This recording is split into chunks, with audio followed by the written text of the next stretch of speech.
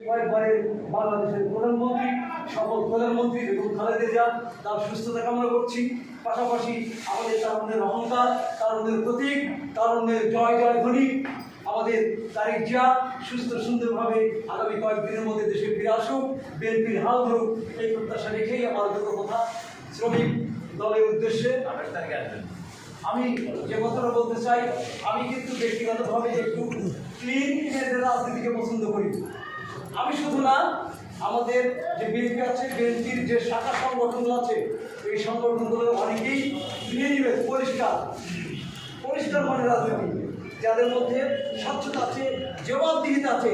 এই জবাবদিহিতা রাজনীতিকে আমি পছন্দ করি, লুটাপাটা খাওয়া রাজনীতিকে পছন্দ করি না। আমি সাথে করি না। আমি সাথে যদি করতাম তাহলে আমি ইউনিয়ন সভাপতিতে আসতাম, প্রস্তাব করতাম না প্রস্তাব। আমি আসি নাই, কেননা এখানে ভেজালো, এটাকে ক্র্যাকের দেওয়া, এটাকে মোকাবিলা দেওয়া আমার পক্ষে হয়তো সম্ভব না, তাই আমি আসি না। বিএনপিকে ভালোবাসি, বিএনপির সাথে আছি, ইনশাআল্লাহ বিএনপি যখন থাকবে আমার যখন আমার ভাইয়ের দিয়ে আর রাজ করবো আমি এই প্রত্যাশা।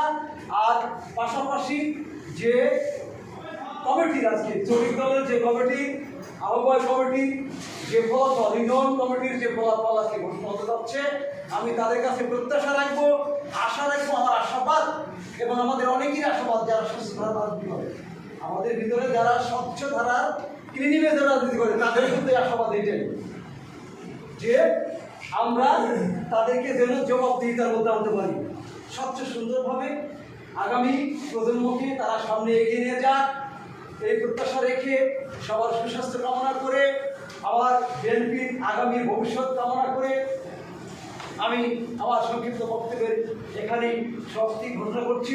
আসসালামু আলাইকুম ওয়া রাহমাতুল্লাহি ওয়া বারাকাতুহু।